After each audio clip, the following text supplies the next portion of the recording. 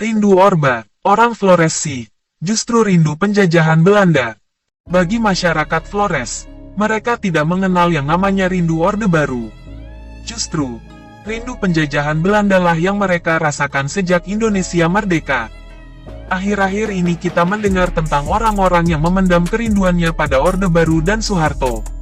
Tapi, tahukah Anda bahwa sejak negara ini merdeka, ada orang-orang yang justru rindu penjajahan Belanda dengan sungguh-sungguh? Kedengarannya memang absurd, namun seperti itulah faktanya. George Santayana, filsuf asal Spanyol pernah berujar, mereka yang tidak bisa mengingat masa lalu akan dikutuk untuk mengulanginya lagi. Pernyataan dari Santayana jelas bermaksud untuk mengingatkan bahwa penting bagi kita untuk memahami sejarah, agar peristiwa-peristiwa buruk di masa lalu tidak kembali terulang di masa kini atau nanti. Siapapun yang tak bisa mempelajari makna di dalamnya akan menjadi orang-orang yang terkutuk. Salah satu sejarah yang penting untuk diingat bangsa Indonesia adalah penjajahan dalam bentuk imperialisme dan kolonialisme bangsa Belanda. Kita selalu diberitahu bahwa apa yang telah mereka lakukan adalah sesuatu yang berbahaya dan mesti dihapus agar kita tidak terjatuh lagi ke dalam masa kelam itu. Mengingatkan sejarah penjajahan bisa dilakukan dengan beragam cara. Salah satu dan yang paling umum adalah melalui pendidikan. Sejak sekolah dasar kita mengenal istilah yang mengerikan untuk menggambarkan kekejaman penjajah seperti. Lalu saat sekolah menengah, kita mengenal istilah divide et impera, yaitu politik pecah belah atau politik adu domba penjajah. Hal ini sebagai sebuah kombinasi strategi politik, militer, dan ekonomi yang bertujuan mendapatkan dan menjaga kekuasaan dengan cara memecah kelompok besar menjadi kelompok-kelompok kecil sehingga lebih mudah ditaklukkan. Untuk divide et impera, ternyata bukan hanya digunakan oleh penjajah, tetapi justru masih digunakan oleh para politisi kita hari ini untuk saling berebut kursi kuasa. Selain politisi, konon katanya juga digunakan oleh pelakor dan pebinor dalam menjajah sebuah rumah tangga untuk merebut suami atau bini orang. Kembali ke soal penjajah, dengan semua narasi soal kekejaman dan kelicikan yang ditunjukkan penjajah ke bangsa Indonesia yang amat patriot dan nasionalisme, tetapi takut hantu komunis di setiap musim pemilu itu, mereka malah disukai di Flores. Orang Flores, Nusa Tenggara Timur ini, justru rindu penjajahan Belanda. Benar, Flores di Nusa Tenggara Timur. Saya perlu memperjelas bahwa Flores berada di Nusa Tenggara Timur. Pasalnya saat merantau, kami sering mendapat pertanyaan, Flores itu di mana ya? Yang karena keterusan menjadi menyebalkan. Pertanyaan semacam ini, bahkan dilakukan di siaran televisi nasional oleh juri, kepada peserta dari Flores dalam sebuah ajang pencarian bakat. Ketika saya mendengar pertanyaan itu, saya sungguh-sungguh ingin sekali mengajari mereka membaca peta sambil melemparkan globe ke mukanya.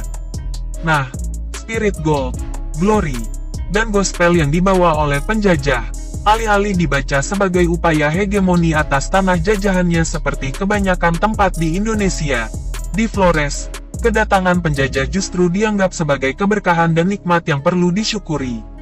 Bahwa sebelum negara ini hadir dan menjanjikan kesejahteraan bagi masyarakat Flores, para penjajah itu telah lebih dahulu datang membawa perubahan.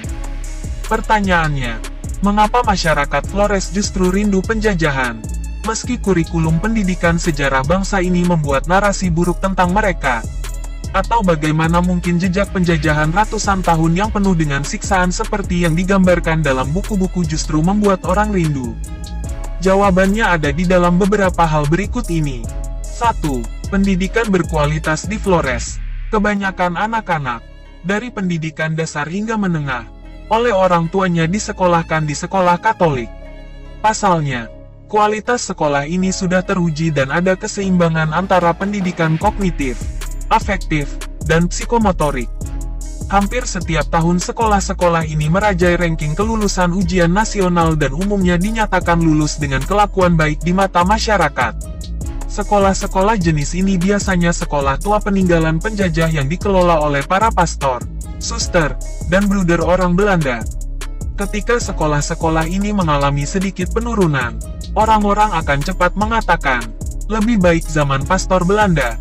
Sekolah itu sangat bagus, tidak seperti sekarang. Hancur. 2. Pelayanan kesehatan yang baik sebelum mengenal KIS atau BPJS seperti sekarang. Orang-orang Flores zaman dahulu telah mendapat pelayanan murah dan berkualitas melalui tangan dingin dan terampil para pastor, suster, dan bruder orang Belanda. Apa yang mereka lakukan telah membuat orang-orang Flores sukar move on. Ketika biaya rumah sakit makin mahal dan kualitas pelayanan tidak maksimal di rumah sakit pemerintah, orang-orang akan membandingkannya dengan pelayanan kesehatan di klinik biara zaman Belanda. Sungguh sangat berbeda. 3. Iuran gereja semakin mahal. Ini serius. Akhir-akhir ini iuran gereja di Flores hampir mirip pajak yang harus dibayar umat ke negara.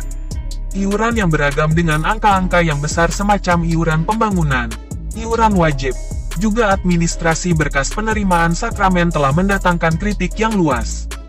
Umat gereja Katolik akan membandingkan zaman Pastor Barat, di mana tak ada iuran dan semua pemberian gereja diterima dengan cuma-cuma. 4. Kursus rumah tangga pada zaman Belanda. Di biara susteran, disediakan kursus rumah tangga bagi wanita yang hendak menikah dengan tujuan mengajarkan mereka untuk lebih siap jika menikah. Kesannya memang amat patriarki, seolah-olah perempuan yang harus mengurus rumah tangga. Tetapi ini penting dan manfaatnya luar biasa. Setidaknya saat berumah tangga seorang wanita mampu mengurus keluarganya dengan baik. Mereka diajarkan memasak, menjahit, mencuci, merawat anak, hingga bercocok tanam, dan memelihara ternak. Keterampilan ini yang sering hilang dari banyak perempuan yang berumah tangga saat ini. Jika sudah demikian, orang-orang akan berkata, coba saja masih ada suster dari Belanda. Para perempuan kita bisa belajar agar bisa mengurus rumah tangga. Membandingkan apa yang kami dapatkan dulu dengan sekarang. Salahkah kalau kami, orang Flores, rindu penjajahan Belanda?